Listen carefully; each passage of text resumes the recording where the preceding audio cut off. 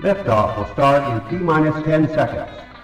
10, 9, 8, 7, 6, 5, 4, 3, 2, 1. We have ignition. It's time! Seconds from Game 7 or from championship number 6. Jordan, open, Chicago with the lead! Behind the screen, Harper got a piece of it, it comes off. The Chicago Bulls have won their 6th NBA championship. Tying run at second, 2 out, Palmero over the head of Jenks. Uribe charges, throws, out! And the White Sox have won the World Series. To the far side around the 8-yard line to Hester. Under it, into the middle of the 15 to the 20, breaks free of the 25 to the 30, to the outside, 40, midfield, 40, 30 to the post, 20, 15, Hester 5. For the 3rd time in 6 seasons, it's one goal achieved. The Chicago Blackhawks win the Stanley Cup. A little bouncer slowly toward Bryant. He will glove it toward Rizzo. It's in time. And the Chicago Cubs win the World Series.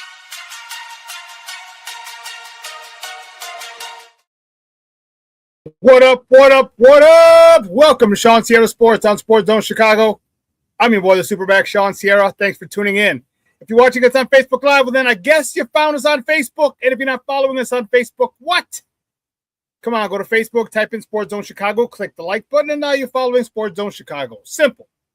But wait, there's more. Go to our YouTube channel. And if you're watching us on our YouTube channel, excellent. And if you're not subscribed to our YouTube channel, for real, come on, guys. Go to YouTube, type in Sports Zone Chicago, click the subscribe button, but also click the notification button. That's the little bell next to it, and that'll let you know anytime a show from Sports Zone Chicago is going live. Get it? Got it? Good. Now, you can also tweet the show. Tweet us at Sports Zone Shy, that's CHI at Sports Zone Shy. Now, if you want to follow me, just me personally online. You want to know what I did? Let me tell you what I did. I tried to make it nice and easy for you folks. Nice and easy, but thanks to some hackers, they jacked it up. So on Facebook, I'm at Shawn.Sierra2025. On Twitter, I am at ShawnSierra33. On Instagram, Snapchat, and TikTok, I'm at the Shawn Sierra. Listen, I got a great show, but I need you to get interactive. So whatever platform you're watching us on, leave a question or comment on that platform. It'll come up here in a thread. We'll put it up on the screen. We'll incorporate it into the show. And that, my peoples, is what makes this the best morning Chicago sports talk show around, and that's you. So bring them all, baby. Questions, comments, smart-ass remarks, because ain't nobody scared over here. Like The Rock said, baby, don't sing it. Just bring it. Let's check out the chat. The chat. My girl, Yvette Lee, checking in. What's up, Ma? She says, happy hump day, y'all. My son, Dunn, is graduating tomorrow. Yay, congratulations to your son, Yvette. Congrats. Woo-woo! Cornelius Squalls in the house, like top of the morning, Sean, Levette, and fellow sports owners. Looks like we got a general for the secondary in Thieneman. Let's go! Yeah. And Cornelius said, oh, yeah, I forgot. Fire Jet Hoyer.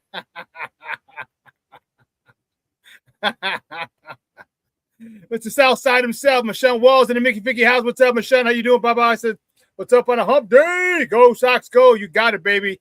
You got it. My man Rick Gonzalez in the house. What's up, Baba? How are you? He says, hola, amigo. The White Sox are just a fun team to watch, win or lose. You got that right. If you're a Sox fan, the Cubs are also a fun team to watch lose. FGB, hashtag F visiting Wisconsin, hashtag smoke weed every day.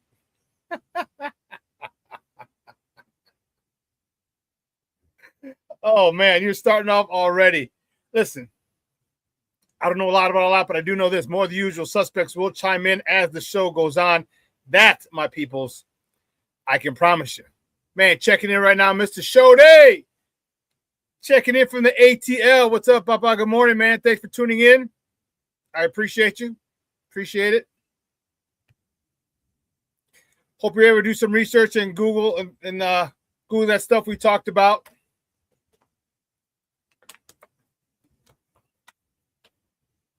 Stress test came back with flying colors. Good. Good. Still, check out the stuff. Google that stuff, the place I told you about. And head there. Go there. Trust me. Trust me. No. Listen, we got a great show for you at 10 o'clock at the top of the hour. Gabe Ramirez from B96, CHSN, and 104.3 The Score is going to join us today. We're going to talk Sox. We're going to talk Bears. See, Gabe's a tough customer, man. Gabe's a North Sider who grew up a Sox fan. Growing up a North Side Sox fan is tough. Tough. Not too many of them. Not too many North Side Sox fans. Although I will tell you this, my guy, Mark Micah, a Lane Tech guy, went to Western Illinois. We played with the Chargers together. He was my fullback. I'm sorry, we played the Thunder together. Tony Bell was my fullback with the Chargers. But my guy, Mark Micah, I was the best man at his wedding. He grew up a Northside Sox fan as well. He grew up on off of Diversity and Cicero. He went to Lane Tech. But the reason he grew up a Northside Sox fan was this. His dad played baseball and got a tryout with the White Sox. It was in the minor league system, if I'm not mistaken. So obviously, they grew up supporting dad, and that's how they became Sox fans. So great story, but not a lot of Northside Sox fans. So Gabe Ramirez coming out today, 10 o'clock. Yeah. Rick says, wait, B96 is still a thing? It's still a thing. Although Eddie and Jobo are not there anymore. Jobo Hannon passed away. Rest in peace, Jobo.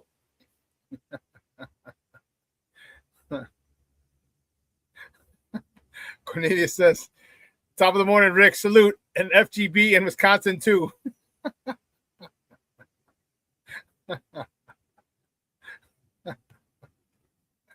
I love it. So I'm excited. Excited to talk to Gabe. First time on the show. So I'm looking forward to having him on, and looking forward to it. Looking forward to it. Like I said, we're going to talk Sox. We're going to talk Bears. Maybe we'll even talk Cubs. Because the Cubs are in dire straits right now. But as I was telling Junior and his son Mondo in the text thread we have, I'm like, bro, listen, relax. I know it's frustrating because you're Cub fans. You guys are going to turn it around. You just had 2 10-game win streaks. We're not even done with May yet. We're not even done with May. And you had 2 10-game win streaks.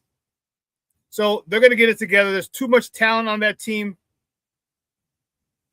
for them to go much longer. All right.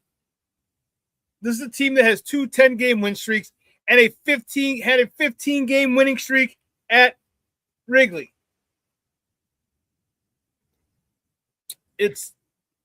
I know this is going to sound cliche. It's easy to put it on, but it's baseball. It's baseball.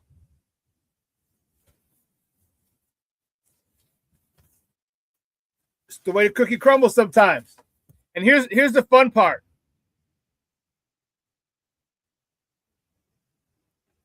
Here's the fun part. Wow.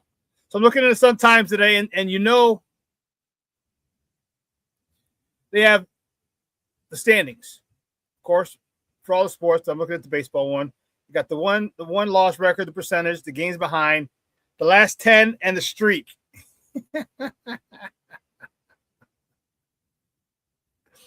So for the Cubs are 29-26, last place in the division. Shouldn't be laughing, but I am. Last place in the division, 4 games out. They're only 4 games out.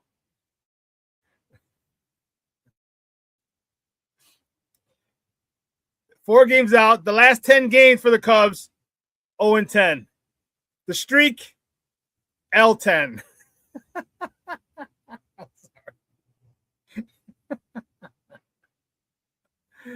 Oh, man. The second place White Sox.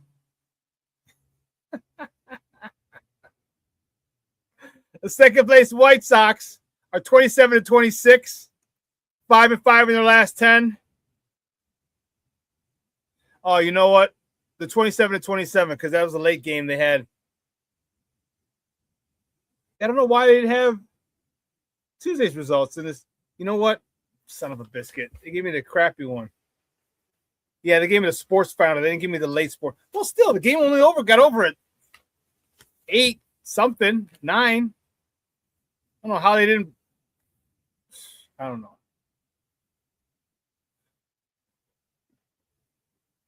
I don't know. But anyway.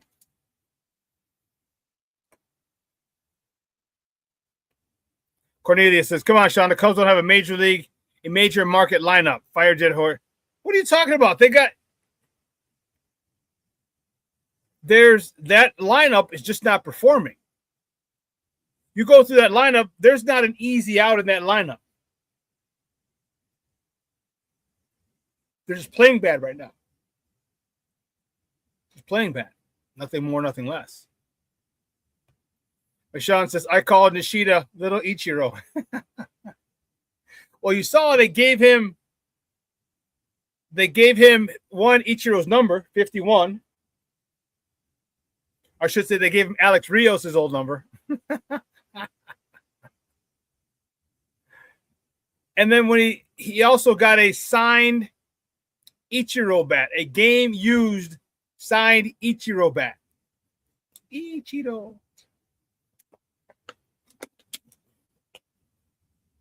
So that was cool.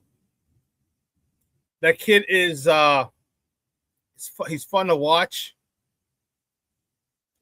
He's exciting. He's really enjoying just being in the bigs. Okay, he's having a good time. 2 games in a row, he's thrown out a runner at the plate. And that was great 2 days ago when he did it the first time. And it was even better yesterday. And the one thing that I liked is you'll see oftentimes when you get your momentum behind a ball, okay? Excuse me, like he has the last 2 games. When you get your momentum behind the ball, a lot of times the ball takes off. You throw it out, you throw it to home, and it flies over the catcher's head a lot of times. He's able to maintain an accurate throw with the momentum behind him, which is obviously good for the Sox, but it's a great skill to have. And you know that he's got a strong arm. And you know there's always going to be a play at the plate. I don't know how strong it is. I've just seen it because 2 days in a row, he's been able to run up to the ball and use that momentum to throw it to the catcher. I need to see him set up, get behind the ball, come up, and move. But he is a spark plug for sure, Rick. All right, he's a spark plug for sure. Got his first hit the other day, 2 days ago, which was really cool for him. Yeah.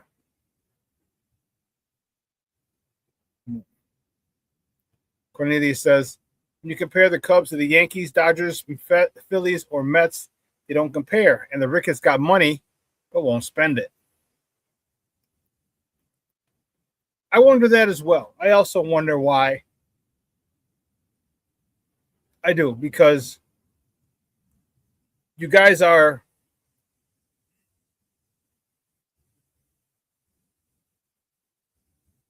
entertaining almost a full house every game, every home game. I mean, I know the attendance money isn't even, that's not the biggest portion of it. You got your marquee money, you get the TV deal money, marketing money.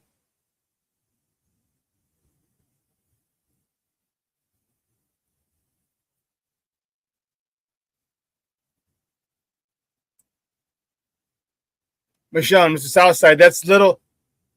Those are the little things. Having good throwing mechanics, yes. A little guy has a good throwing mechanic, but it's the little things. Just that.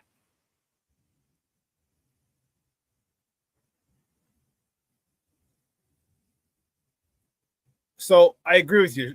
This Chicago, a major market. Why are they doing that? I wish I could answer that for you. I wish I could answer that for you with certainty, but I can't. I can't. You do have the money. You literally you bought up all the 2 flats around Wrigley. You redeveloped it. You built the hotel. You built Gallagher Way. So you have the money. Are you trying to recoup it before you start spending? I don't know. I honestly don't know. But listen, let's do this. Let's take a quick break, and on the other side of the break, let's get to top of the morning topics, all right? And then at the top of the hour, we're going to welcome Gabe Ramirez to the show, all right? So keep it locked right here, Shawn Sierra Sports on Sports Zone Chicago.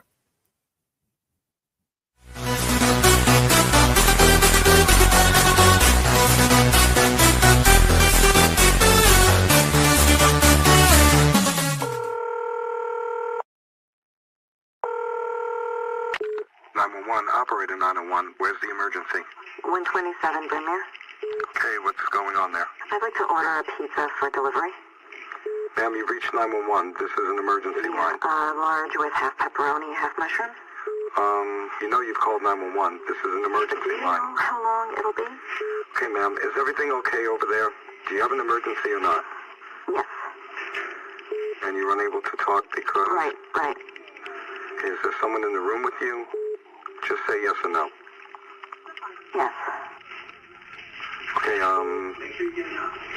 it looks like I have an officer about a mile from your location. Are there any weapons in your house? No. Can you stay on the phone with me? No. See you soon. Thank you.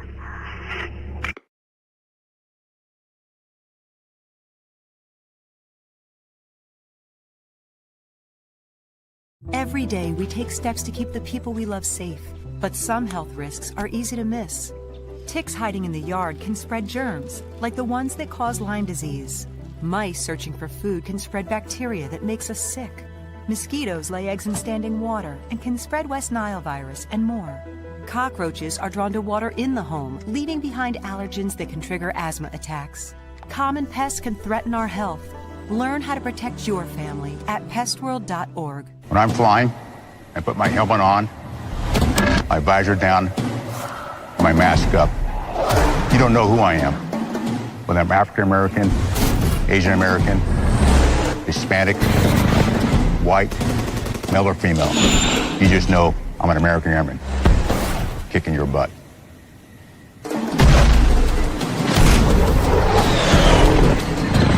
I'm General C.Q. Brown Jr. Come join us. No, I don't know though. I'm scared. I mean, you're so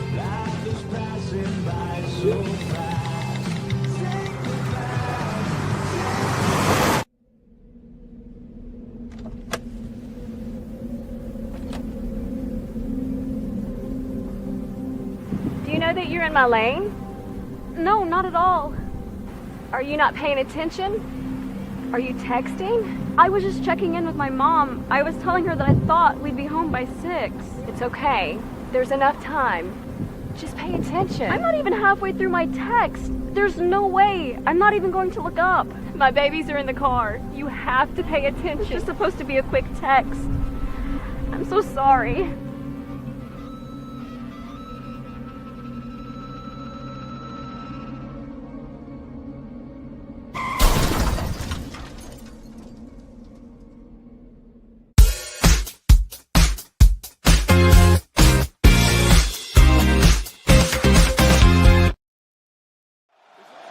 Jump the ball, they go quick. Stafford's looking end zone.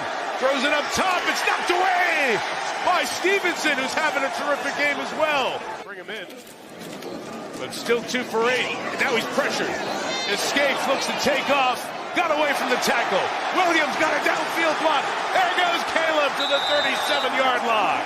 With the 2 timeouts and the 2-minute warning here. See what they do. Inside run Williams. That's a big play. Back behind the line of scrimmage. End of game. No run down here. Swift opening. DeAndre Swift inside the 20 to the 19. It's a gain of 13 yards.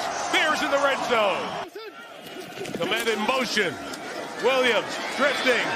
Sprinting for space, in all kinds of trouble, put it up for grabs in the end zone. He got it for the touchdown! They've done it again! Unbelievable! Welcome back to Shawn Sierra Sports on Sports Zone Chicago. Those clips courtesy of NBC. I think my favorite part of that whole thing was Chris Collinsworth right there coming at the end going, because there's literally nothing to say. What can you say? 7th time that they did that. Well, no, they didn't win that game, but 7 times they came back to win. They did it again. It was just wanted to get us still fired up a little bit this morning. All right. So let's get a crack-a-lackin', baby. You know how we do. The first segment of every show is called Top of the Morning. She won't come just when you want it.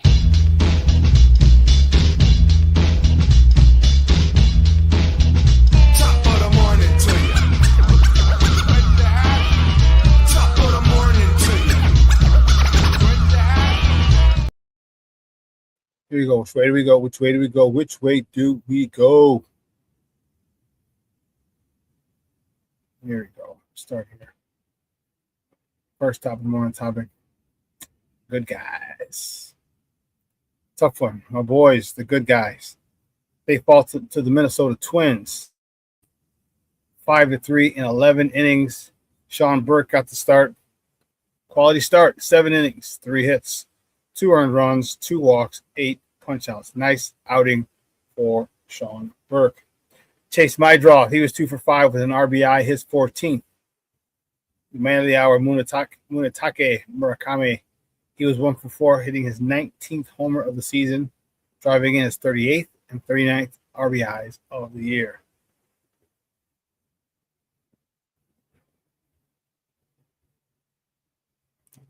Kosa Montgomery, he was 2 for 5 on the day. Staying with the Sox, the next top of the morning topic, the Sox host the Twins again tonight.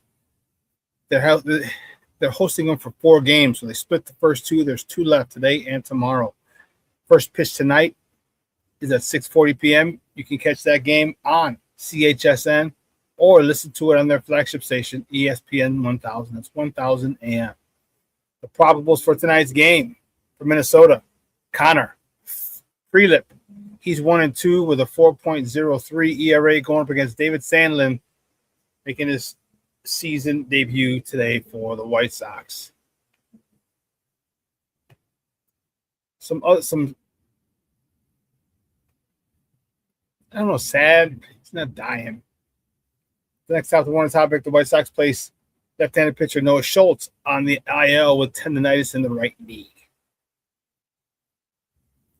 Tendonitis in the right knee.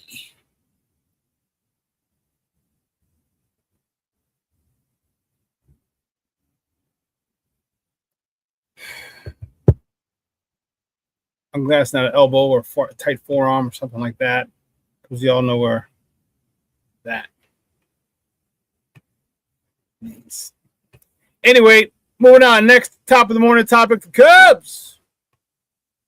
Man, oh man, oh man, the Cubs get their asses handed to them yesterday in Pittsburgh, losing 12-1 to the Pirates, dropping their 10th consecutive game.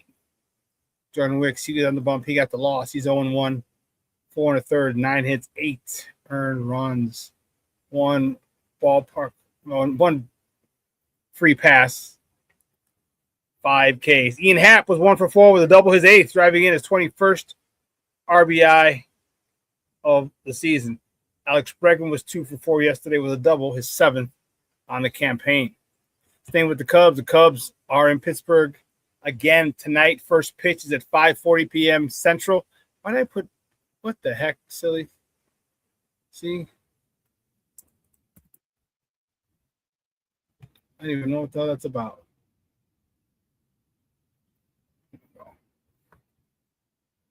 First pitch is at 5:40 p.m. Central. You can catch that game on the Marquee Network or listen to it on their flagship station, 104.3 FM or 670 AM, The Score. Probables for tonight's game for the Cubs, Jameson Taillon. Jameson Taillon's on the bump for the Northsiders. He's 2-4 with a 5.20 ERA. He's going up against Bubba Chandler for the Pittsburgh Pirates, who's 1-6 with a 4.79 ERA. Yeah, this could be a shootout. Could be a fight at the bat rack for both teams tonight.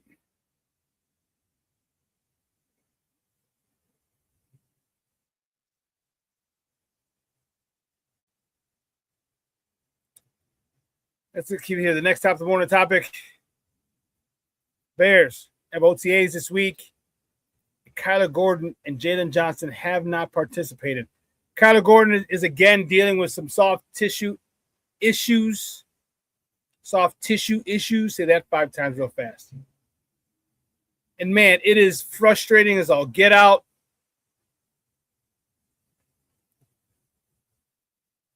We needed him healthy. We needed him in the offseason to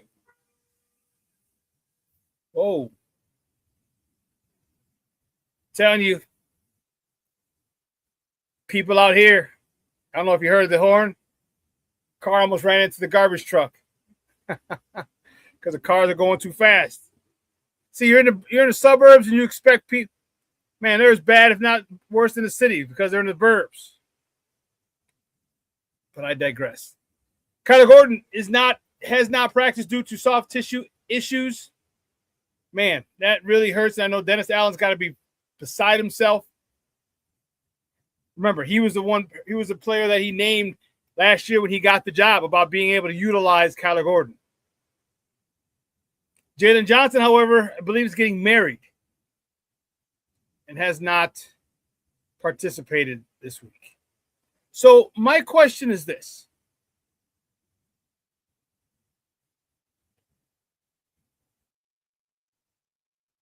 My question is this. Why are you getting married in the OTAs?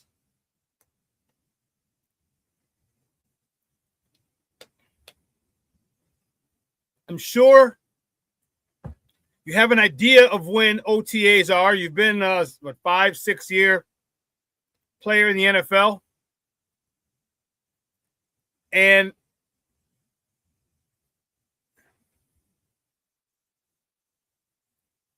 why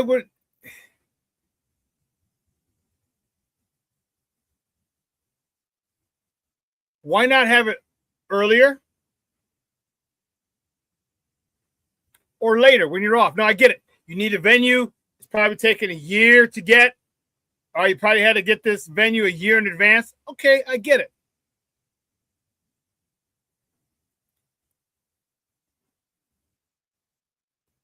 But you missed the majority of the season last year. Most of the season, just about all of it. Just about all of it. You come back, you're a shell of your former self because you're not 100%.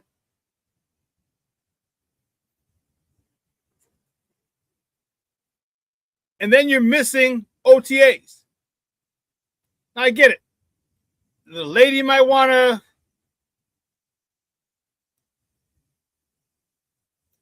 I want my date here. But you say, look, I'm making the money in this family. I need to be at OTAs. So we need to schedule our wedding, around OTAs or when I think OTAs will be. I have to be there. Cornelius says they're doing the vet thing. I'll be there when I have to. No, Jaden might be. I don't know, but Kyler's not. Kyler's hurt. Soft tissue injuries have bit him in the butt again. My man, what are you doing? What are you doing? Just training in the offseason that you got soft tissue injuries. What the hell? That is mind-boggling to me.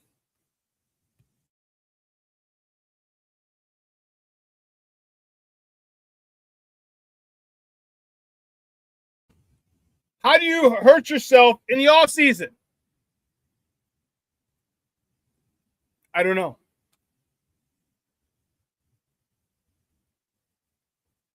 I don't know.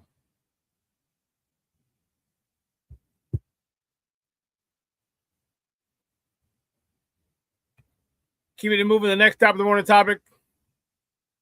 Sky hosts the Toronto Tempo tonight at Wintrust Arena. Tip-off is at 7 p.m. Central. You can catch that game on the U, Channel 26, the U.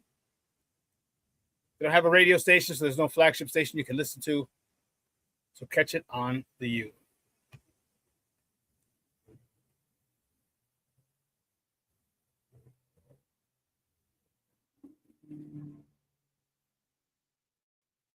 Keeping it moving. The next top of the morning topic.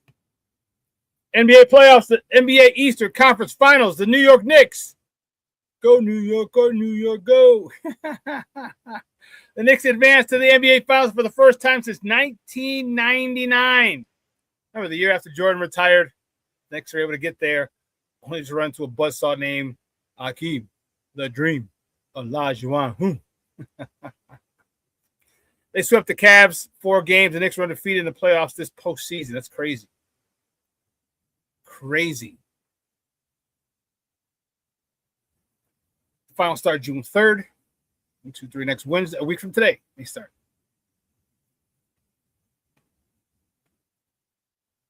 The Knicks are looking good. Knicks are looking really, really good.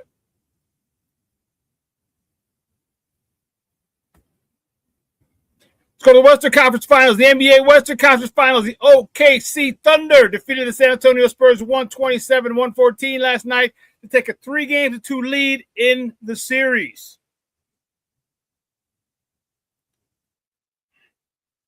Staying with that same thought. Tonight. Tonight? That was tomorrow. I believe it's tomorrow. Yeah, Thursday.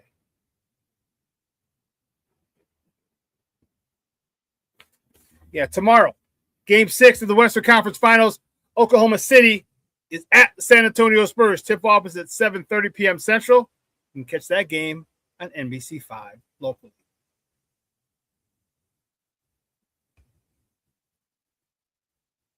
Is this bad? Cornelius says, man, I hate the Knicks. I want New York to win because they haven't won since the 70s. When Phil Jackson was on the team, was it 73, 74, 75, somewhere in there, was the last time the New York Knicks won an NBA championship.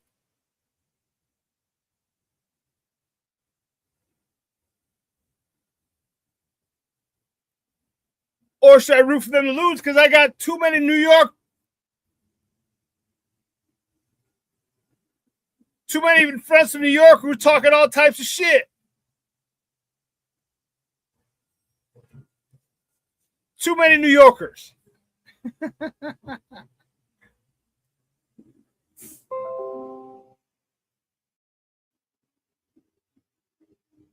Let's see.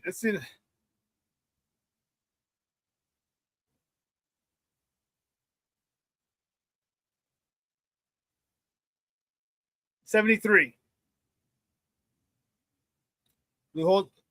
Holtzman, the guy successfully got the Knicks to 2 NBA championships in 1970 and 1973. 73. 50? 53 years? 53 years. So I don't know if I want them to win or not. Then I got to put up my guy Troy. Got to put up with my guy Monty, Lenny, DeMontanak, Joe Foy. All my people that I went to Holy Cross with from New York. Now, if they just celebrate it, cool. If you celebrate it, hey, no problem. You get buck. Get buck, get buck, get buck. It'll really be the first title in your lifetime. Because even at that point in 72, 73, Rick, we were what? 2 years old? Those older guys are what, 3, 4, 5 years old? You don't really remember the Knicks win the title when you're 5. You know what I mean? You don't remember that stuff. So for all intents and purposes, this is the first title you've seen the Knicks win in your lifetime.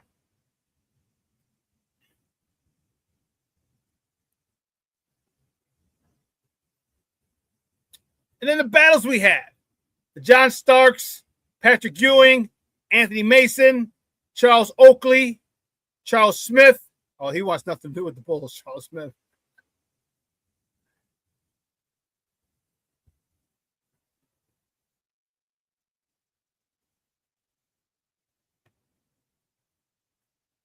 Rick says the Knicks don't bother me. Pacers and Pistons do more. FGB. Really?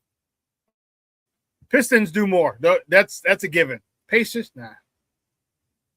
Although the Pacers did take us to Game 7 in the Eastern Conference Finals in '98.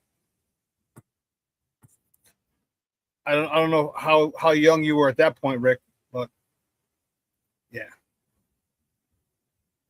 They had the Davis brothers. They weren't brothers, but the Davis brothers, Rick Smits, Mark Jackson, Reggie Miller. And they had a nice little squad. I think Byron Scott was on those teams as well. Really? I hate Reggie to this day, FGB. Really?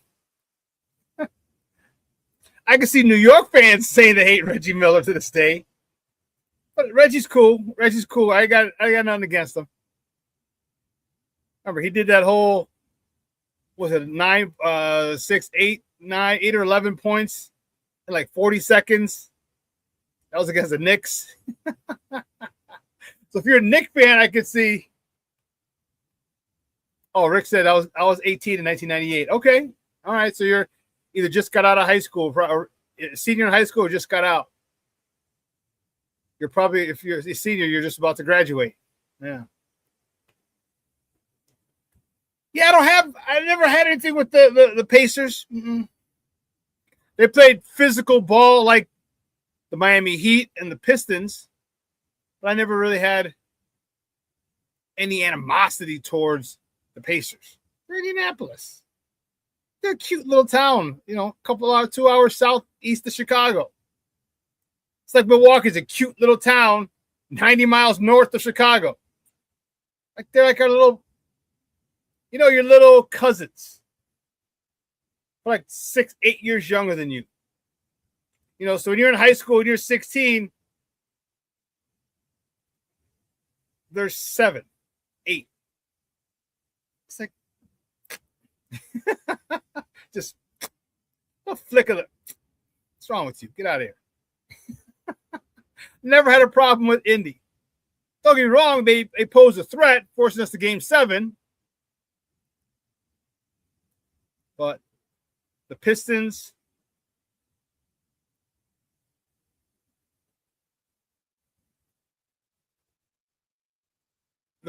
then the Heat, I would say.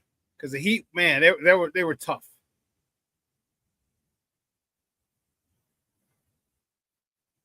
And then the Knicks. Yeah.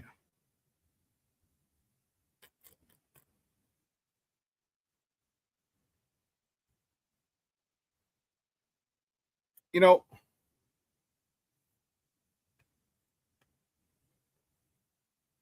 and part of me should want the Knicks,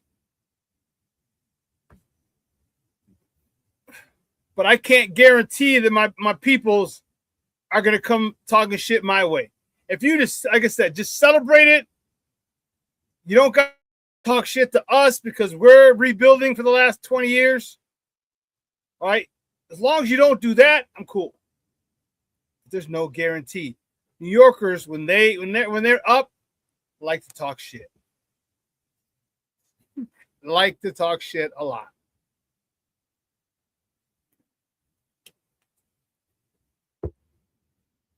So I don't want my phone blowing up with my New York people saying, "Oh, when's the last time you won a championship? 28 years ago?" It's like, yeah, we just finished winning 6. Oh, and you'll remember because 1993, 1991, 92, 93, we beat the Knicks. I don't know if you guys remember, but in 93, okay, when the Bulls won their first one, completed their first three-peat, I graduated college in 93. So we graduated Memorial Day. NBA playoffs were in full swing. They're deep in the playoffs. This is the Eastern Conference Finals. And the New York Knicks had gone up on us 2-0. Now, mind you, my roommate is from Queens. Kings from Queens. From Queens comes Kings. I'm raising hell like a class when the lunch bell rings. So my roommate Troy is from Queens. I am from the Chi. And 91, Bulls win the title. All right, we're in summer after our sophomore year. 92, after our junior year. And 93. So 93, we graduate Memorial Day. So mind you, I didn't get to talk a lot of shit to my friends because back then, those were long distance phone calls. And listen, I already had a talking to from my mom, even though she worked for AT&T and she got a discount on the bill. She was like, "You don't need to be making these long distance calls. Do you pay any bills around here?" I was like, "No." She goes, "Then you don't need to be making any long distance calls." She goes, "If you call Troy every once in a while, cool. Couple of them, fine. Don't make it a habit." So I was scared. No, I can't call. So I didn't get a chance to talk shit to my peoples till we got back. So the 91, we were sophomores. 89, 90.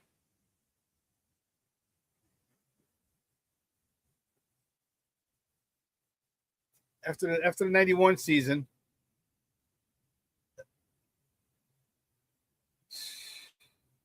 '91, yeah. 91, we went 11-0. So yeah, so after my sophomore junior season, I had to wait till spring or till fall. We got back, and I had mad Chicago Bulls championship gear. Mad Chicago Bulls championship gear. I think I had the hat. I had the character. Remember every year they came out with the caricature shirts, the cartoons, character shirts for each title. Dude, I had those. I rocked those day one. I think I wore that on a plane. All right. 1991. That was going into my junior year. Spring of 91. We won it. Fall of 92. Fall of 91. 92 was my junior year. Yeah, it was. So I couldn't talk smack to them big time, and it sucked.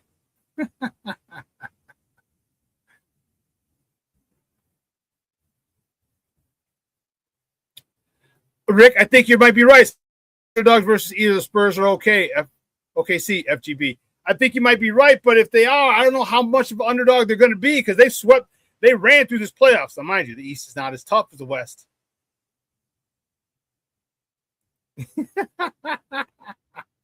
Cornelius, FNY2. A few moments later. Cornelius said, I worked for AT&T right after high school. That's awesome. That's awesome.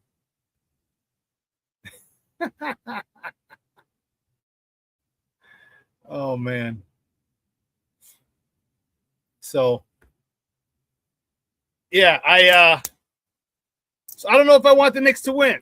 Part of me does, just because, like I said, these are my guys.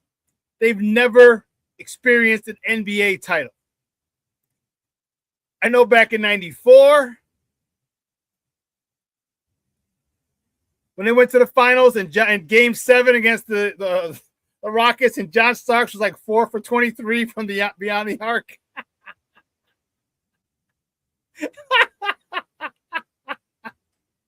Houston won in 7.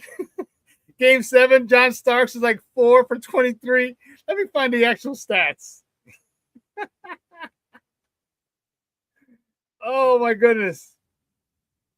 I gotta find the actual stats, because that's John Starks.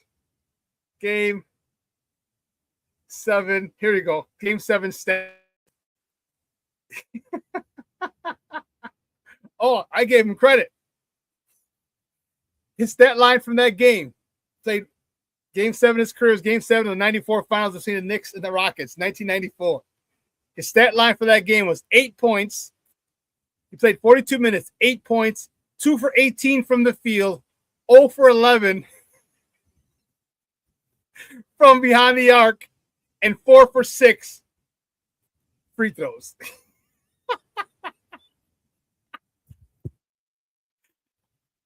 I know he won a world title so bad so people can forget about that Game 7 craziness. Well, listen, we're going to take a quick break. And on the other side of the break, we're going to welcome our guest today, Gabe Ramirez. We're going to talk a little Sox. Might even talk a little shit about the Cubs. Who knows? And we're talking a little Bears. All right, so keep it locked right here. Gabe Ramirez up next with your guy right here on ShawnSierraSports on Sports Zone Chicago. Hey, it's your boy, the SuperBack, Shawn Sierra, and be sure to follow Sports Zone Chicago on all social media platforms, on Facebook, Instagram, and our Roku channel. You can find us at Sports Zone Chicago, and on Twitter, we are at Sports Zone Shy. Also, be sure to download our mobile app so you can take Sports Zone Chicago with you on the go.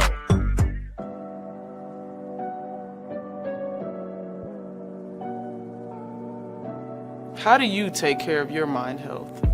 For my mental health, I meditate in the mornings. I have my dogs. They're the best. I just find ways that help me just relax. Finding things that make me happy, like being close to my family. I meditate a lot and read books. I have hobbies outside of the game. I'm able to switch off. I'm able to turn my brain off from the game of basketball. Your mind health matters. Your mind health matters.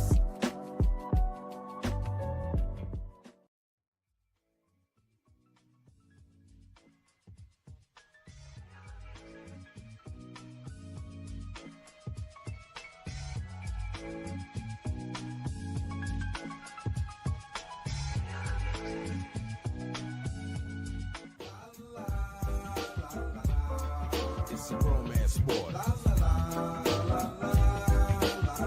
What?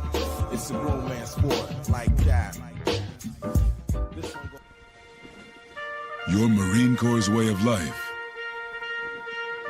is to defend the American way of life.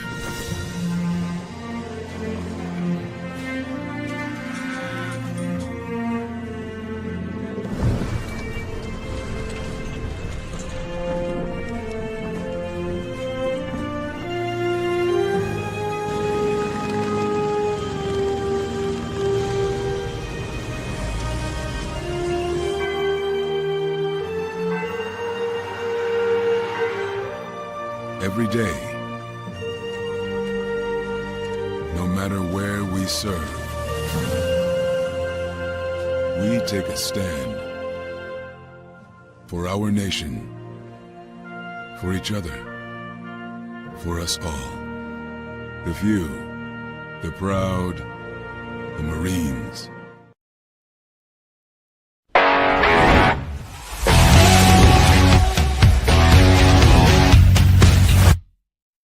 Two balls, two strikes, the count here to Caratini. Vargas down to a knee to glove it. Now the throw over in time. Nicely done at third by Miguel Vargas. Grounded out to third his first time up. And the runner goes. Throw down from Romo. In plenty of time as he gets Martin. In the starting lineup. Murakami sends it deep. Get out! Tie game here in the eighth. It's a moonshot from Mooney, and the fans are going nuts here at the rate.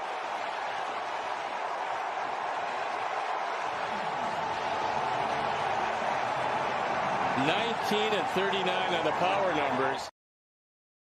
Welcome back to Shawn Sierra Sports on Sports Zone Chicago. Those clips courtesy of CHSN. Those are the good guys from the South Side. Just couldn't pull it off. Oh, you talk about frustrating.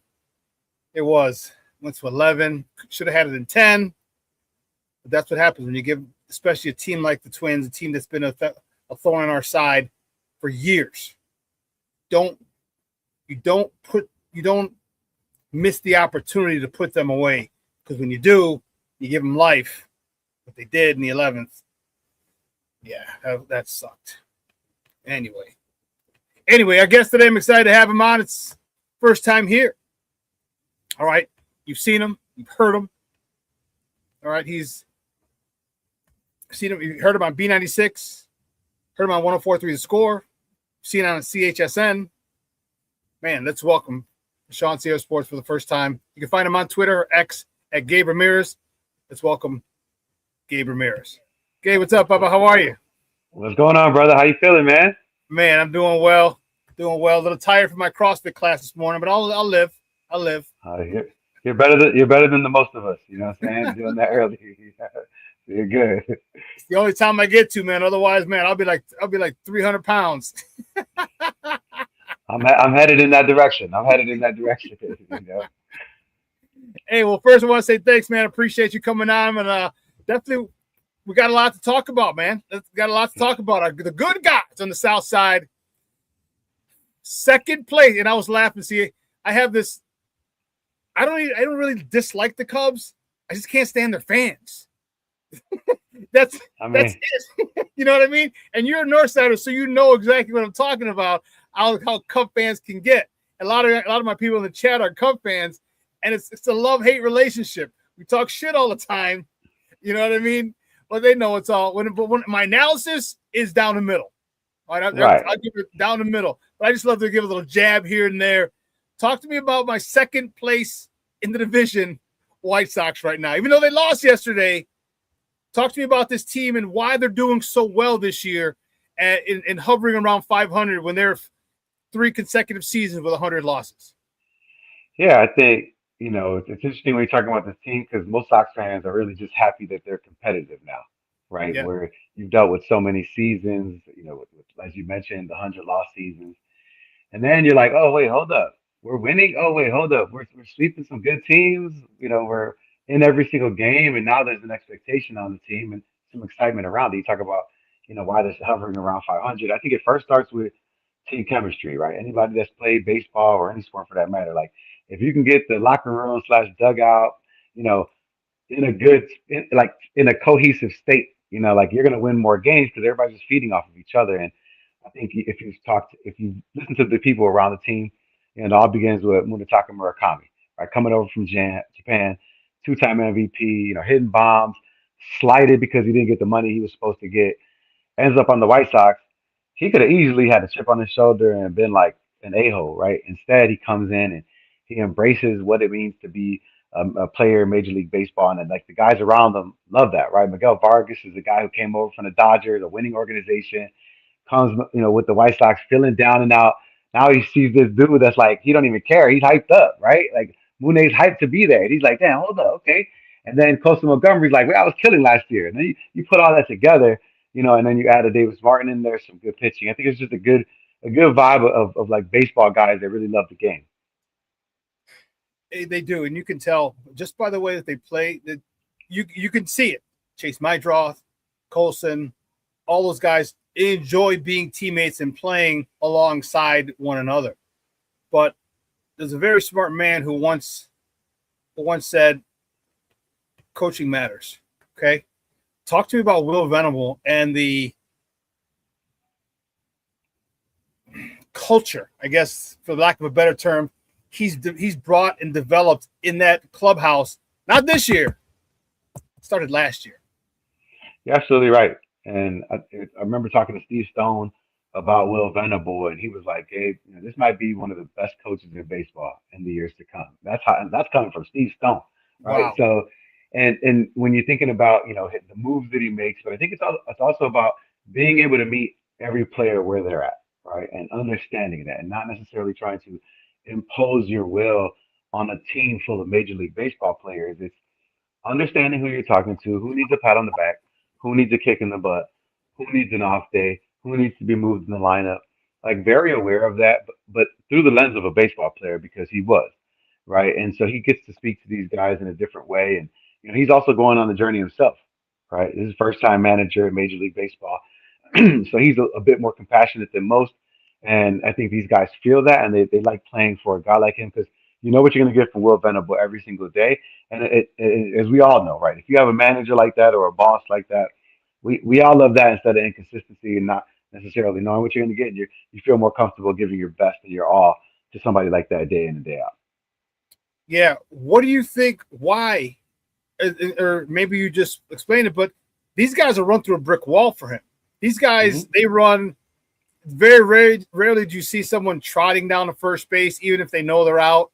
You know what I mean? They're pushing that. They're putting pressure on the defense every chance they get. Every chance they get, they're putting pressure on the defense. They're doing the little things. And I had a coaching buddy once. I always got to give him the credit. JJ Wright got it from another coach, one of his coaches, and he said, if you take care of the little things, there are no big things.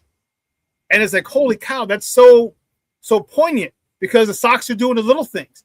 Like they don't have a lot of errors. They don't give teams extra outs. They hit the cutoff man. I know as simple as it sounds, unless you're Rick or I lost his name because he can gun it from right field. Okay. You know I think what I mean? we're talking to like this team, right? You're right, Shawn, right? Where it's like Will Venable started that last year, though, right? Second half of last season, the White Sox started to win, and I think when you asked the question why, right? And I think when you're looking at major league players, when they see results, they're results driven, right? When they're at the plate, and if somebody's telling them to change a tick in their mechanic, and if that works, they're going to stick to that. They're very superstitious, things of that nature, right? And so when the second half of the season comes, and now you see the hard work and the details paying off in the form of wins.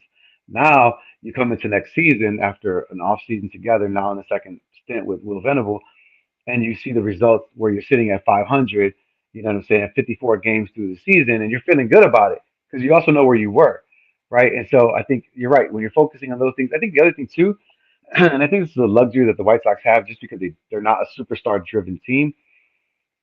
Will Venable's like, okay, you playing center? Are you playing right field? You're not getting the job done? Don't trip. We're going to go ahead and move you to the side, give somebody else an opportunity to do that, right? You see Riku getting called up the other day. Obviously playing second base in AAA, had a couple stints in left field. Now that the White Sox put him in right because it's like, we just need a body. And Will Venable's like, I don't care. You know what I'm saying? You get the job done. You saw him have two opportunities to throw guys out at the plate the last 2 days. Like, if you come through like that, like he's gonna give you the chance. Whereas on other teams, let's say like the Cubs, right? Certain positions might be locked in, right? You're not necessarily going to get an opportunity to leapfrog anybody. Where the White Sox, because they don't have that talent there, every guy knows if I play well, they're going to call my number night in and night out. So I think all those things put together create an environment where they end up where they're at right now. Yeah, guys, we're joined by Gabe Ramirez, host of one of the hosts of 104.3 The Score, CHSN, B96. Probably James Brown on radio and media, boy. I'm telling you, man. I'll be on. It's weird, right? Like I'll be on B96 on Thursday, so tomorrow I'll be on B96. Tonight I'm on CHSN. Friday CHSN. Saturday I'm on The Score. It's just you just I work on the fire, Chicago Fire all day, So We out here. Hey, you know what, Matt? Hats off to you, bro. You know, not a lot of Latinos are in the market. You know what I mean? And you're doing it for the culture, man. And you're everywhere. You know what I mean? On the radio, TV, and you know, with the fire.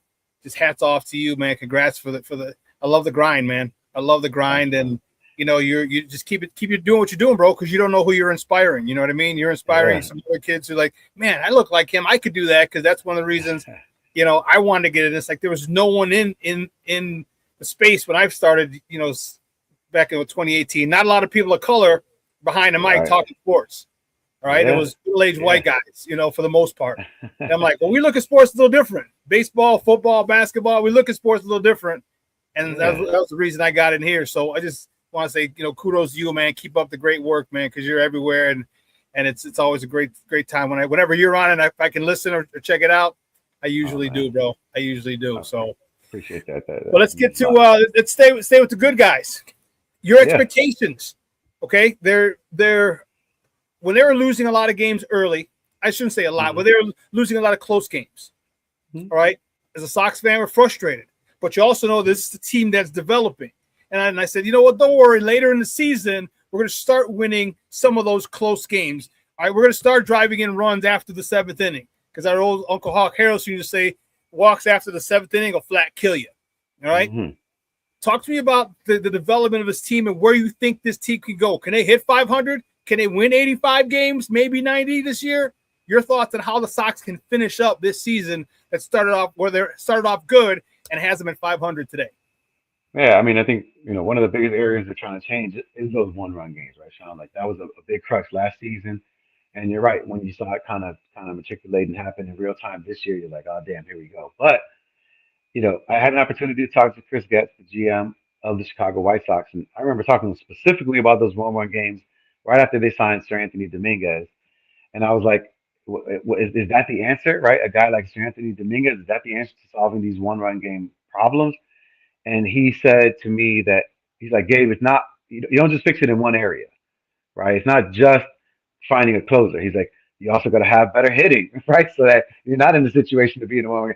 You got to have starting pitching that can last longer, you know, into games. He's like, so everything needs to work together. He's like, but obviously having Dominguez helps out. And so I think when you're looking at the Sox, we've seen a little bit of all of that, right? They have had moments with Grant Taylor and Sir Anthony Dominguez where the back end of the bullpen has looked like it's supposed to. They have had, you've seen obviously Davis Martin pitching exceptionally well, but other guys, right? Like even Anthony K yesterday had a decent outing, right? So you have guys that are going deep, and then the offense has its moments, right? Moments, I should say. I think that's good for a young team that's still trying to get into the upper echelon of Major League Baseball, right? Where you have proof in front of you.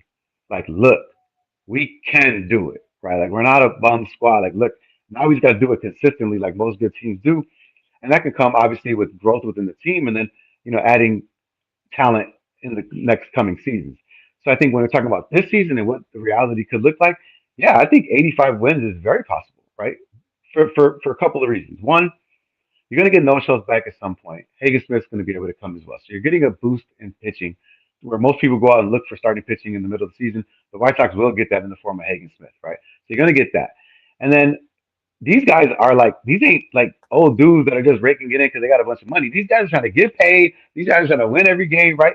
So what happens at the back end of the season? A lot of teams, they end up losing. They don't care, you know, whatever. And so the Sox can take advantage of that. And I think, yeah, I think it's very possible to be in that 85 range window. Okay, I had them hitting 500. I just said there's no way they're going to flirt with 100 losses this year. None. They were just too good last year at the second half of the season. They're doing too many things right, even though they weren't winning some of those games. As long as you play the game the right way, you're going to win. When you continue to put in the work, the results there's no option. They're going to continue. They're going to win, and that's what they're doing now. And I'm happy to see that. And I had them right around 81 to 85, somewhere in there. You know, if they got really stupid, maybe 90, but I didn't think they're going to get that crazy. But 81, I definitely had them 500, and I hope they get there. Let's talk a couple more minutes before we let you go. The Bears, man, oh man, oh man, phenomenal season. We were all of us were excited. Tons of watch parties that we had and things like that. Give me your thoughts season 2 going in, season 2 of Ben Johnson, 3 of Caleb Williams. How do you look at this team this year? What expectations do you have this year from this team?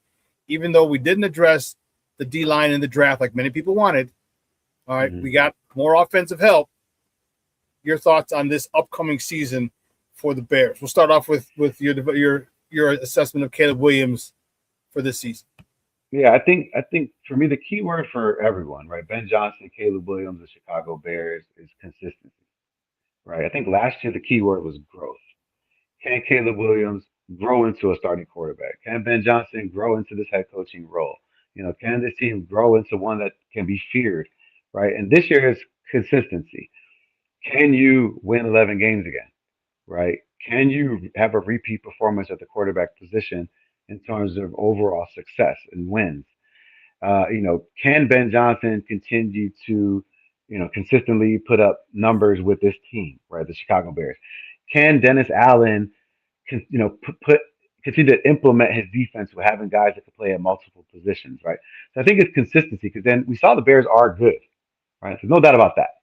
So can you do it? Can you duplicate that, right? And in order to duplicate that, you should prove that you can be consistent. If you could do that, now we can fix the margins to become a great team, right? Because that's what good teams do. They're consistent, right? The Eagles, the Chiefs, teams that are in the playoffs, like the Patriots that were at one era, like consistently in the playoffs. That just knows you're good. You just gotta tweak little things here and there to get you to the promised land. And I think the Bears are finding themselves in that. So yeah, I mean, I think overall look, it's just I'm not sitting there. I don't think they're going to win more games than 11, right? But I don't know what that range is going to look like from the Bears. Is it 9 to 11? Is it 10 to 11? Or is it just 11? But I think there's a range there for their wins. Yeah, I have them double digits. I have them double digits, and a lot of people did come out and say, "Oh, they have the toughest strength of schedule." I'm like, that's just bullshit. People don't understand. Teams are never the same year in and year out. How many people thought Pittsburgh was going to be, mediocre this year? How many people, even though we lost to Baltimore, how many people thought Baltimore was going to fall off? How many people thought Philly was going to fall off? You just know. And sometimes you just have a bad year. Nothing more, nothing less. So just because the record last year was good doesn't mean the record that team is going to be just as good as their record was last year.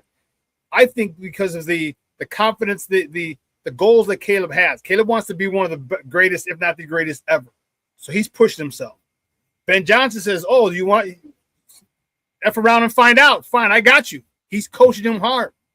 They're getting to a point where their excellence is going to be the standard for between those two. And if it's between those two, it trickles down to everybody else. And I think Caleb, that's why I say double digits, because I think Caleb is going to be able to manage this offense much better. Talk to you real quick about, he's not learning a new offense anymore. How much more efficient do you think this guy's going to be in this year? I know you lost my guy DJ Moore. He was my favorite Bear. Dude, that hurt. I shed a tear when they traded him. But they got Xavier Thomas. All right, Luther Burden doesn't have to learn a new offense. Colson Lovin doesn't have to learn a new offense. Roma Dunze doesn't have to learn a new offense. Now they can build on what they had before and that chemistry. Talk to me about that and how potent do you think this offense will be? Yeah. So I think sometimes we as sports fans, especially like grown men like we are, right? Like I think we forget what it was like to be 22, right? And how little you knew at 22 about life, about your truth? job, your profession, whatever, women, like whatever it was that you thought you. And at 22, you were as confident as ever that you knew it. But when you 5 years removed from that moment, like you realize you didn't know anything, right? And so I think when we think about Caleb, when we think about Luther, Colston, I think we also have to put that lens on, right, and really judge them through that and say, Caleb, what are my expectations for his growth, and can he be better? It's like, I don't know. It's really dependent on his maturity, right? Can he finally mature? Because the coach can't do that. You got to do that, right? It's weird. Like life has to teach you things in order for you to do that. To mature, to be like, damn, hold up. I could just Tom Brady, Aaron Rodgers check this down and give 6 yards and then do it again 8 times and then punch it in the end zone with a run. Like it's like I don't have to always just juke, spin move, 360, off the back foot. You know, like so again, like that's a maturity thing because when you're young, you feel like you do that. So again, when it comes to his growth, do I think Caleb is capable of that? 100%. I think I love Caleb in this game. But when that happens, I think that's more of a Caleb thing than it is, anything else. Okay. Well, he's very. Let's not forget, Sean. Let's not forget. When you look back at the season, a lot of people forget the first or the third quarter of like every single game, right? Like they forget how bad it looked for Caleb Williams and his productivity. So to just go ahead and snap it out like, oh yeah, on TV, bro. Right? You know what I'm saying? Like, hit the damn check down. Hit the running back, stupid. What's wrong with you? It's crazy. So hopefully we get it. Yeah, and he's a mature guy. Actually, real quick, one of my best friends from college was his high school coach and sent me a picture. And so when they drafted him, I had him on the show. And the one thing he did say, he goes, Caleb will do whatever it takes to win. He said, we've thrown the ball 40 times and we've thrown the ball 10 times. He said, as long as he came out with the dub, he was happy. He goes, that's the kind of dude you're getting. And I was like, okay. And Caleb has proven that in his press conferences and all the interviews. He's consistent. The most important thing was the dub. I had a shit game. Did we win? Yeah. Mission accomplished. Now we'll still work on it, but that was the one thing. So I was really, really happy about that. Your thoughts? Can the Bears get to the NFC title game this year? I mean, obviously there's a lot of factors, health being the most important, but with the growth that you anticipate Caleb taking, this offense taking, you think this team can get to the NFC title game? Yeah. I mean, I think they were close to getting to it last year, right? I think they had put up a hell of a fight against the Rams and, could have found themselves there. And so, yeah, I think without a doubt, the team has listen, the defense, like Dylan Thieneman is going to be a big improvement. I think the defense is going to be better than we give it credit for. The health of Jalen Johnson and Kyler Gordon obviously going to be very important there. But I think the best weapon for the Chicago Bears is going to be ball control, right? Like I think they're going to really lean on that. Understand that their defense isn't necessarily the best in the league. Their offense is good but not great yet, right? So I think they're going to live in that space where they're just having methodical drives, eating up clocks, keeping the offenses off the field, and winning games that way, 28-21, 20-24, like that kind of stuff. I think that we're going to see a lot of. I think not no shutdown defense, no blowing people out by 30, but like some boring long games that we win by a score. Because remember, last year they had to come back and win games. I don't think they'll be doing that this year. I think they'll be winning games, so like comfortably. But again, it'll just be that way. They'll be holding the ball, get a touchdown. The other team can't score as many times as the Bears can, and so the Bears end up on top. Winning like that.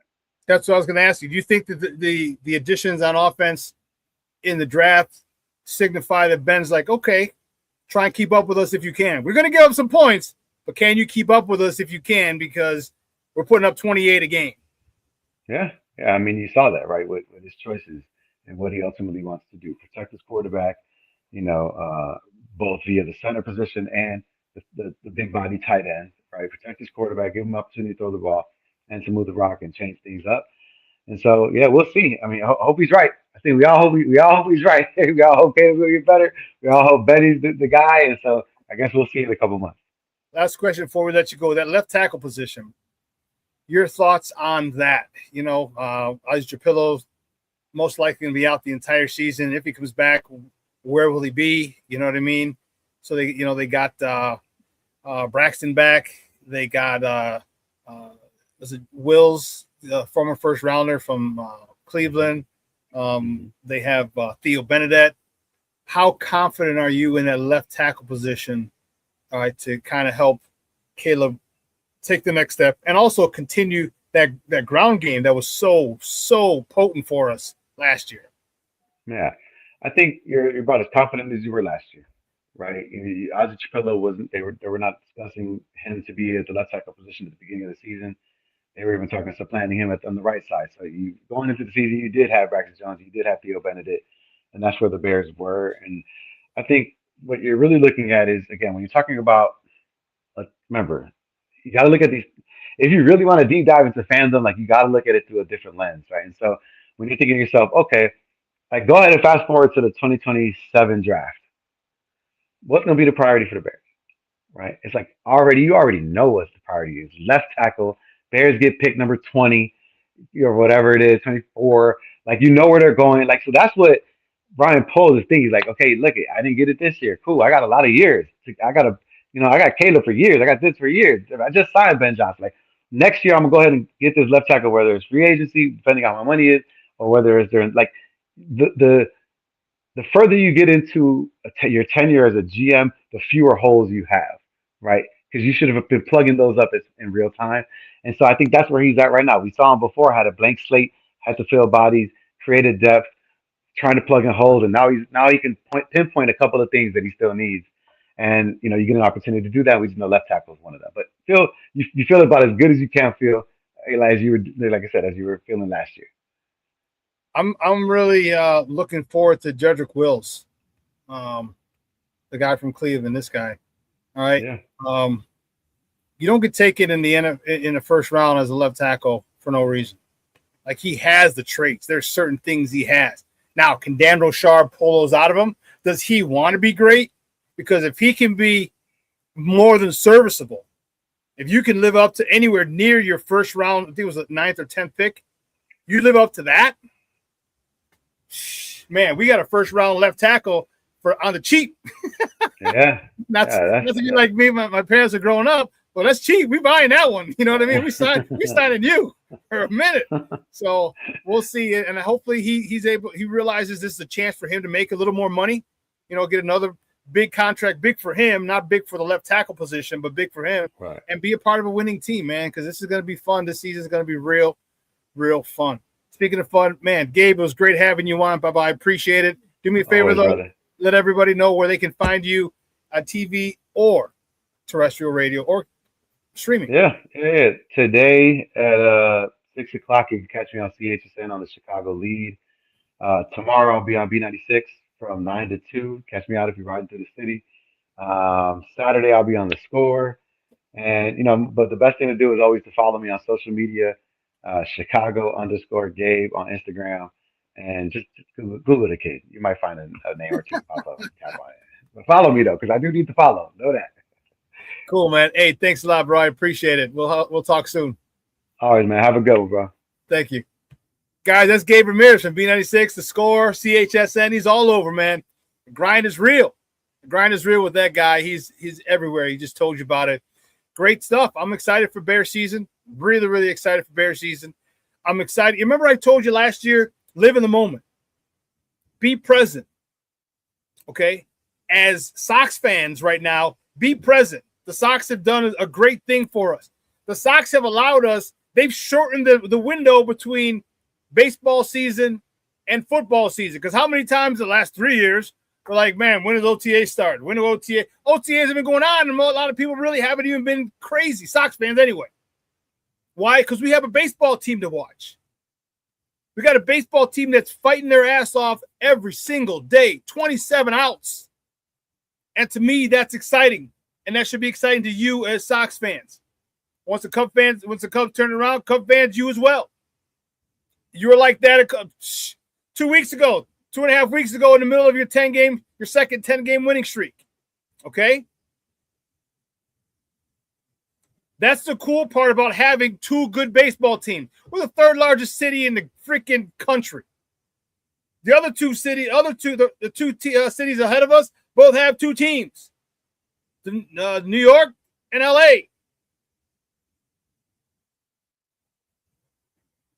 We need to be up there year in and year out because we have the people, we have the infrastructure, you have the following. The Cubs have a worldwide following. The Sox have a very niche following, but nonetheless, it's a very powerful one.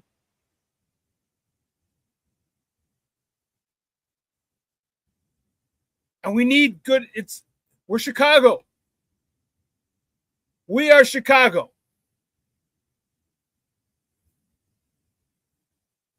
All right, best city in the world. Got the lake right here right on the lake. One of the best cities in the world for restaurants. Summertime shy. Nothing like it. Nothing. What it kind of say, you can't tell me nothing. Can't tell me nothing. The festivals in the summer. Lord have mercy, from Memorial to Labor Day.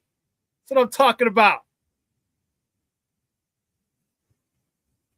We need championship teams. We need teams that we're proud to go see, we're proud to talk about, and that will put up against any team in the country. Those are the types of teams we need. And we need owners who need that same mentality, who want to win championships. I get it. It's a business. As long as you're in the black, you're doing well.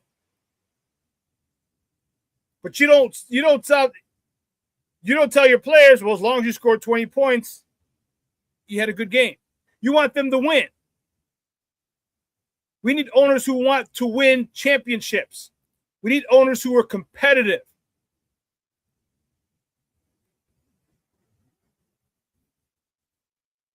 Because I'll tell you what, it sure is fun right now watching the White Sox. And I know it sounds crazy. They're 27-27. And we're talking about them like they're in first place by 10 games. But as Gabe said, coming from knowing where we were at the last 3 years, knowing where we were at to where we're at now, this is light years ahead of where we were at the last few years. And we appreciate it as Sox fans. So it's fun for us. I can tell you, I'm going to the game June 12th. They're playing the Dodgers, and they're giving out the homies, the little bobblehead homies. I'm going with a group. We're getting little hats. It'll say homies underneath. It has the homies on the back, but it's a White Sox hat. I'm going to the Ozzy game. You know, I've been to a couple. It was at the Crosstown. It was at the home opener. I told you I'm going to spend my money. Why? Because this team has given me a reason to enjoy baseball again. And it's good having our teams. The Bulls, they got to do better. The Bears, improving. The Blackhawks, adding talent. They're going to get better. The Cubs, we thought, were the furthest team along of all the Chicago teams. They just hit a rough patch.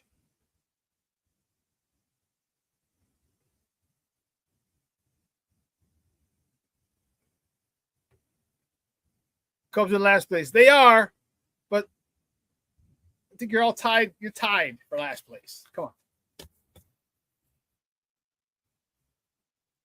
Yeah, Cincinnati.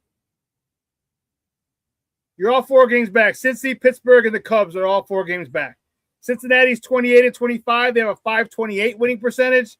Pittsburgh and Chicago are 29-26. They have a .527 win percentage. That's why Cincinnati's ahead of them. You're only 4 games back. Give it a week and a half. You'll be fine.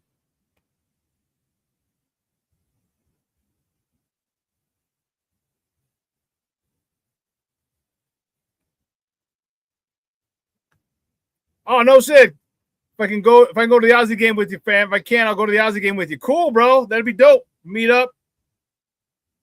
Have a drink or two. So I'll have my flask. You know I'm going to have my flask. When I was at the last game, the Cubs Sox, I was sitting with a bunch of Cubs fans. My guy, he had 1 ticket left. He's like, hey, he called me. He's like, or text me. He's like, hey, 1 ticket opened up. You want it? I'm like, bet. I'll take it. So it was with a whole bunch of Cub fans. It was a group of 8 Cub fans, and one of the people couldn't go. So it was 8 Cub fans and me. And I had the end seat. And the guy in front of me was a Cub fan. And we were hanging out at the tailgate prior, right outside the game beforehand. And I was like, hey, and I think it was on his second beer. I was like, hey, bro, you know what? Let me get your empty tin cup. He's like, what? I was like, bro, I said, I got my flask. Like, oh, okay. So he gave gave it to me. I walked in the bathroom. I walked in the outdoor. The dude's like, it's funny. He's like, what are you doing? I said, I'm going to clean out this cup. He's like, yeah, right. I'm like, dude, get out of my way. So I went in the bathroom, rinsed the cup out from because it had the beer that he was drinking. And man, bought a $7 Sprite. I asked her for a cup of ice. She put ice in there. I gave her the cup. She put ice in there. It was dope. Take the kid out of the hood, but you can't take the hood out of the kid. But I say all that to say this is like I want to go to more Sox games. I want to go. It's fun. $5 Tuesdays. Ken Davis, we're gonna set up time to hit a Tuesday game, and Emilio Banks, we're gonna set up for Tuesday night. $5 Tuesdays. And they've shortened because now we don't have to worry about the Bears. We'll let the Bears take care of themselves. When the football season gets here, cool. But we're enjoying our baseball team. We're enjoying a winning baseball team. Although it's 500 right now, we are very confident that this team is going to finish above 500. For us, 500 is going to be the floor this year. Like, all right, at worst, we'll finish 81-81. At worst. But it's finally good to have a team. And as I said, hats off to Chris Getz. If I'm going to give you shit and criticize a lot of things you did early on, I have to give you kudos when you do things right. Hiring Will Venable. A lot of the players that you've signed.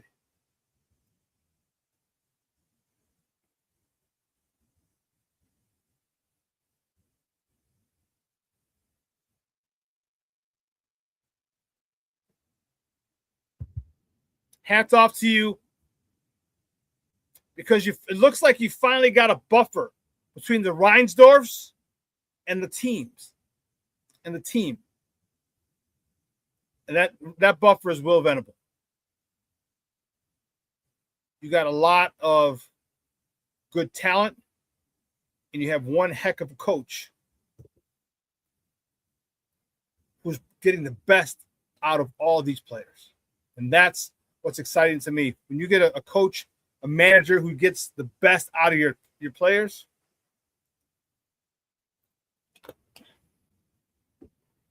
like we were talking earlier, these players will run through a wall. All right, for Will Venable. And you better be running down the first.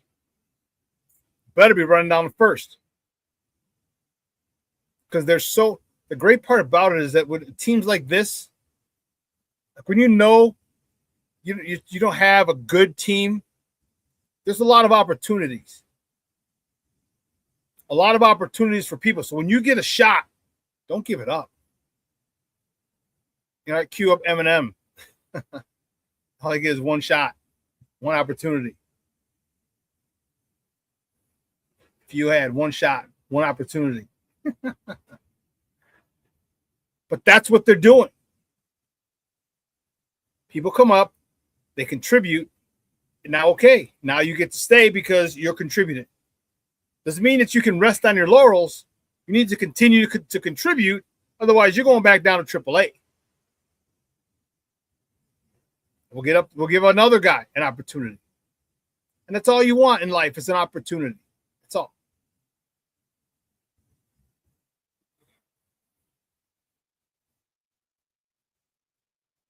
Cubs, I know you guys are frustrated. You know, Cornelius says, Armando, you mean that the Cubs can't sign big name players like other major markets?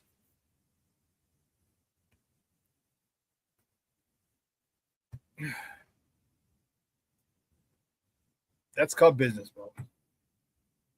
That's Cub business. You know, I think you have so many big contracts on that team that you don't have room for fiscally, you don't have room for a big-time free agent. You know, you had Kyle Tucker. Right? You didn't extend him. You got Alex Bregman. You have, but you give Ian Happ got a new contract recently. PCA got a new contract. All right, you signed Dansby Swanson, who I don't consider a first-tier player like Cornelius says. The Cubs are full of second-tier players. I don't think Dansby is a superstar. So you got money tied up in him. You got money tied up in Seiya Suzuki, who I don't think is a superstar. But you don't need a team of superstars to win. You need a team that plays together to win consistently. And you were doing that. Like, again, I'm telling you, you don't have two 10-game winning streaks by accident. That's not an accident. It's not an accident. You just got to get back to what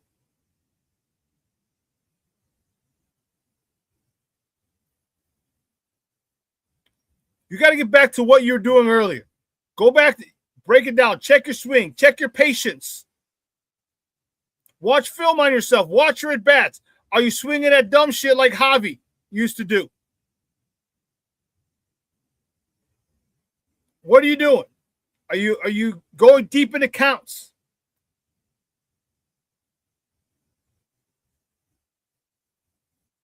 Shawn says, who's Chicago baseball's best GM? Getz or Hoyer? That's a trick question because Jed Hoyer technically is not the GM. He's the president of baseball operations, but I know what you mean. That's a good question. That's a good question. As of right now, you got to say Getz. And who would have thunk I would say that after all the time that I criticized Chris Getz? All the criticism I gave him, who would have thunk I'd say he'd be a better GM right now than Jed Hoyer? But to be told, Jed Hoyer isn't that bad.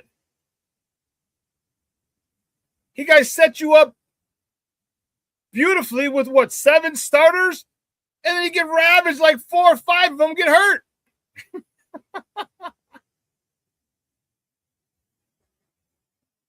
Your pitching sucks because they got hurt.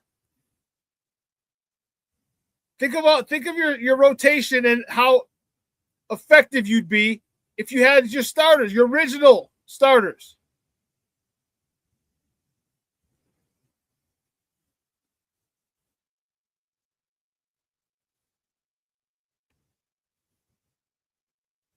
Cornelius says, nobody on the team is a superstar, Shawn. Funny how things have turned around for the Sox as Murakami has arrived. He's a superstar already. He's having a good year. You can't say he's a superstar, bro. Then you could have said PCA was a superstar because PCA had a crazy first half of the year last year. Crazy. Let's hold off on he's a superstar. He can be.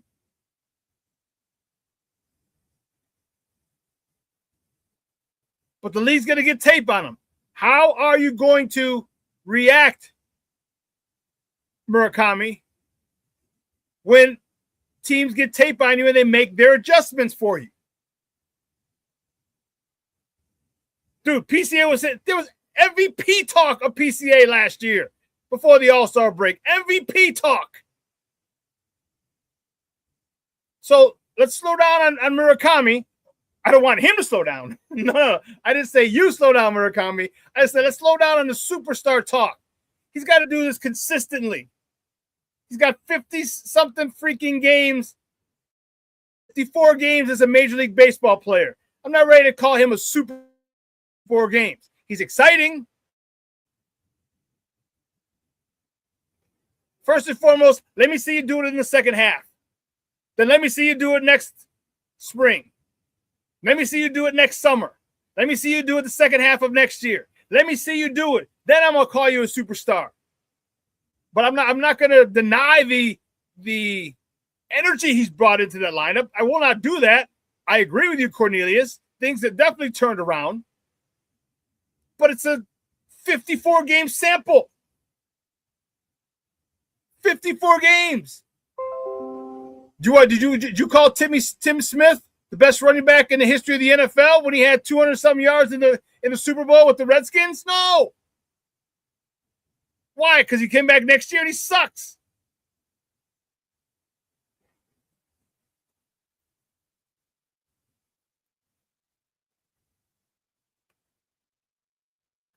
Gets above 500 one time since he's been GM, and now he's a man. Come on, let's pump the brakes. I'm not saying he's the greatest GM in the world, Mondo. But when you have the expectations that the Cubs had, and you have the expectations that many other people outside of 35th and Shields had, and to see where they're at now, Sox are what? Dude, the Cubs keep losing. What's going to happen? What are you going to say when the Sox and the Cubs have the same record? Or the Sox have a better record?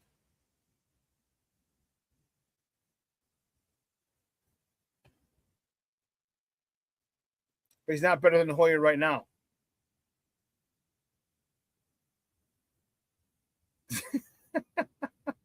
How do you feel about Hoyer?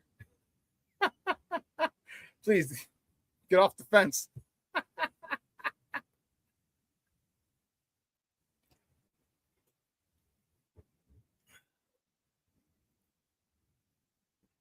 Well, let's get it right. But let's talk about it. Yes, Getz is over 500. When they stripped the team down, and that was part of it was his doing. Part of it was his doing. He said, all right, let me get rid of all these guys and start the rebuild. And he did. So you know there are going to be some lean years there. 300 lost seasons. I mean, it comes down to expectations and living up to the expectations. The team that Jed Hoyer put together is in last place. The team that Chris Getz put together is in second place. And it's not our fault that our division sucks. Our division sucks. But it's not our fault. It ain't my fault. Did I do that? It ain't my fault.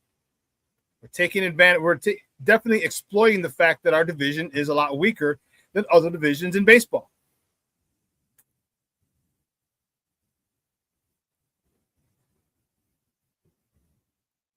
So it could be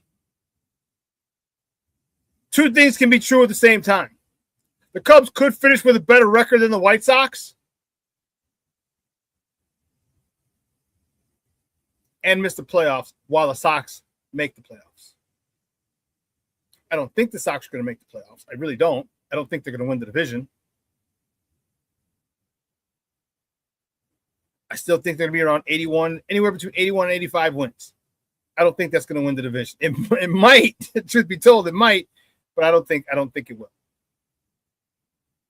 Cubs can finish with 86, 89, or 90 wins and still not make the playoffs because of their division.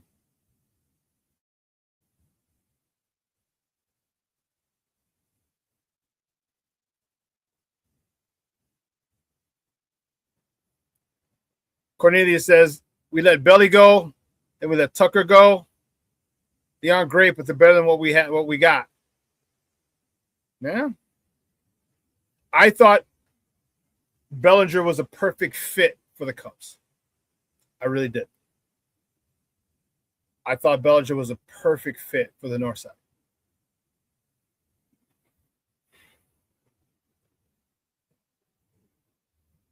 But he signed that crazy, crazy deal.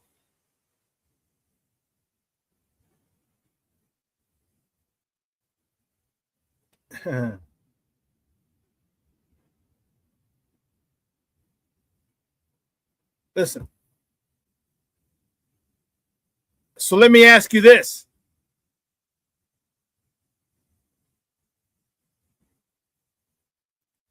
Do you think the Cubs would have signed Cody Bellinger to a 5-year, $162.5 million deal like he did with the Yankees? Do you think the Cubs would have done that?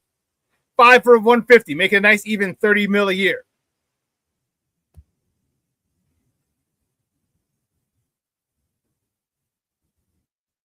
So here's the contract that Cody Bellinger signed. 5-year, $162.5 million deal. It's fully guaranteed. Features a $20 million signing bonus, a full no trade clause, and player opt-outs.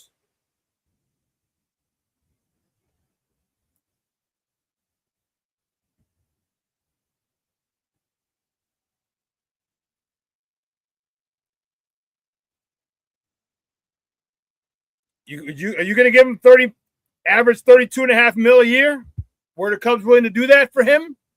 Would you, as a fan, want Cody Bellinger on the Cubs for $32 million a year?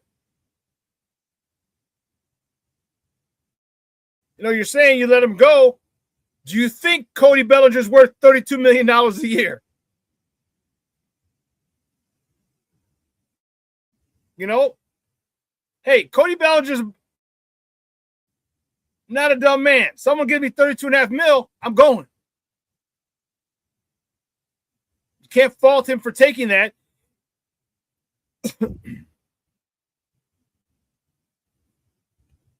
Cornelius says that's the cost of truly competing. Plus, it makes the Cubs attractive to other big-time players.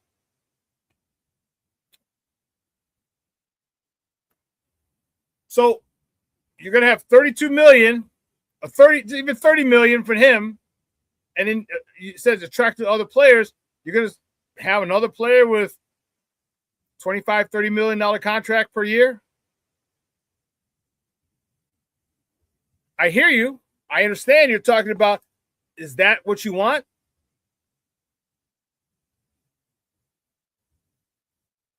We're not used to having players, so many players making that kind of money on either side. Definitely not the White Sox. But the Cubs had some big contracts before.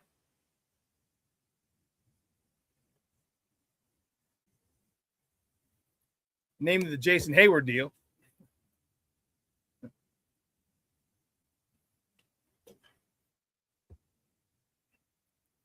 But I think you guys have a good team. You can't sit there and tell me you don't when you just had 2 10-game win streaks within 45 days.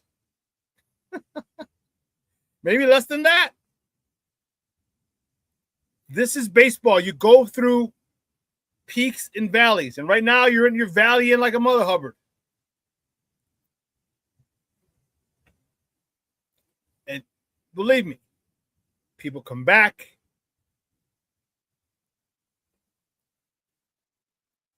There's going to come a point in time where they're going to have a players only meeting if they haven't already. And they'll get it turned around.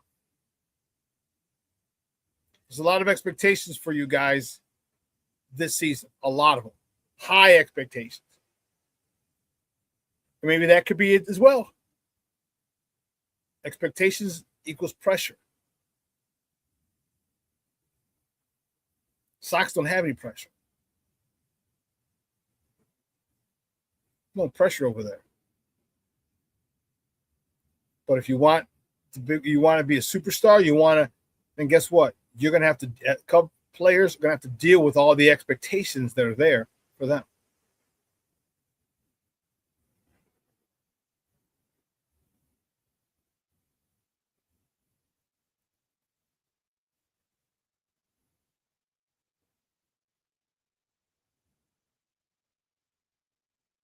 I understand, Cub fans, but you also have to understand that pitching staff got ravaged with injuries.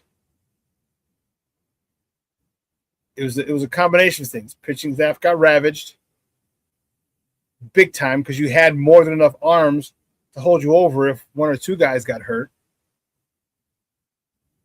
A lot more than that got hurt.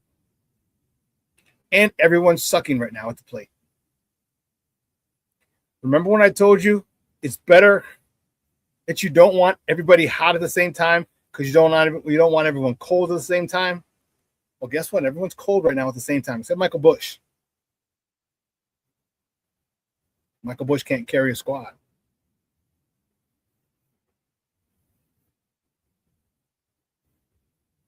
So you better hope that 3 to 4 guys get hot for the Cubs. Now, they cool off after 2 weeks, and then 3 or 4 other guys get hot. And they cool off for another 2 weeks, and then another 3 or 4 guys get hot. That's what you need. Because remember we talked about not having everybody hot at the same time because you don't want everyone cold at the same time. Well, now you got everybody cold at the same time. And for the most part, guys were hot.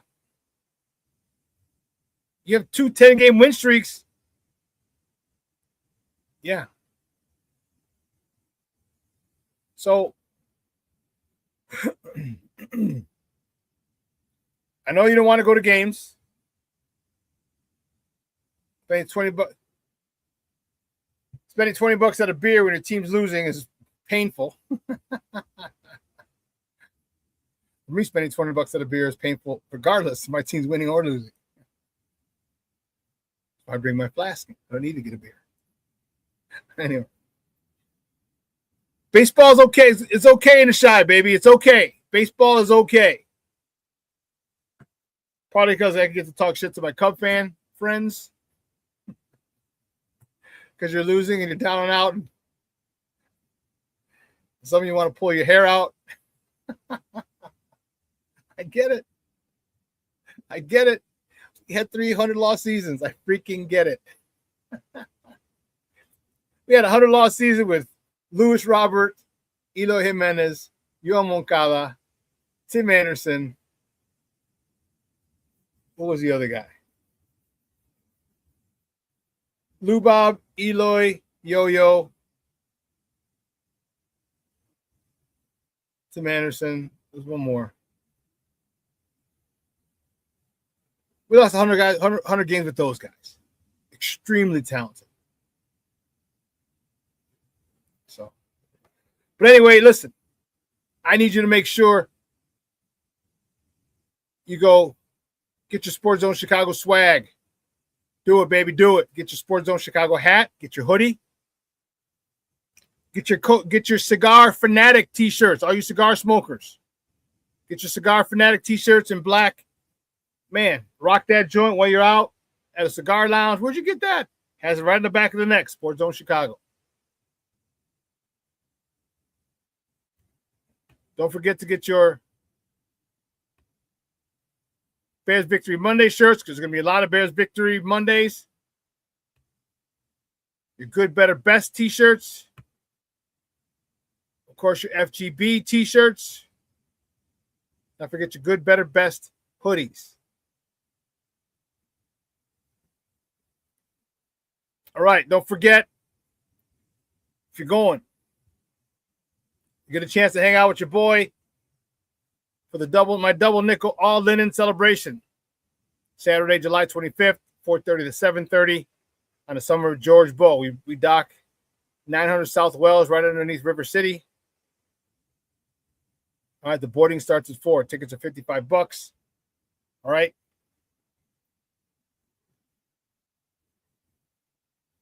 Zelle. You can Zelle Sports Zone Chicago, the Zelle tag. Sports Zone Chicago, send your money. Make sure that you put your name and how many people you're paying for. Okay? You can do it via PayPal, ShawnSierraSports at Gmail. Same thing. In the notes, put your full name and how many people you're paying for. Or Venmo at Shawn-Sierra. Same. Put your name and how many people you're paying for. All right, my guy, DY Nemesis, one of the DJs, my man DJ Kuko, another DJ, and I'm working on a third one. I got to go holler at him again. He said he's not going to be in town that weekend, but he'll see. I got to go holler at him, not this weekend, next weekend. I got to go holler at him. He's going to be in town. And I'm going to be like, hey, what's up? Anything change? Because if I can get this DJ, it's going to be lit already. But if I can get this DJ, Lord have mercy. So I want to thank my guest, Gabe Ramirez from CHSN, B96, and The Score for coming on, talking baseball with us, talking Bears with us. Great stuff. Good to have him on. I want to say, again, thank you for him. Gracious with his time. We're very grateful. All right. Grateful he took some time out to chop it up with us. Good stuff.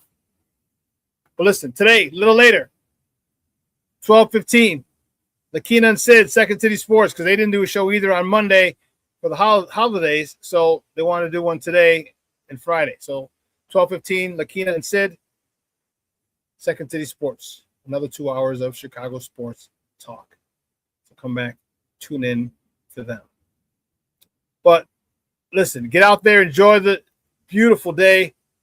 Summertime shy this is a tease because what's it going to be? High of 77 today.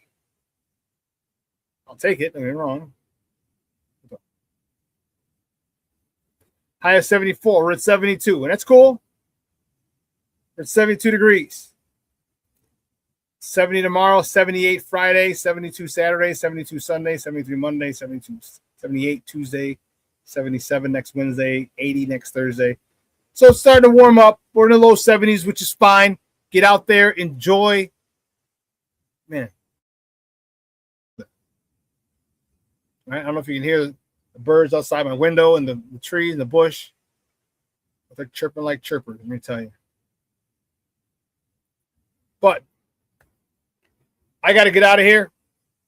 I appreciate the love and support from you guys. I know I say it after every show, and I'm not going to stop saying it after every show, but thank you for the support. I truly, truly appreciate it. So for everyone here at Sports Zone Chicago, I'm your boy, the SuperBack, Shawn Sierra. Have a great day, and your boy is out.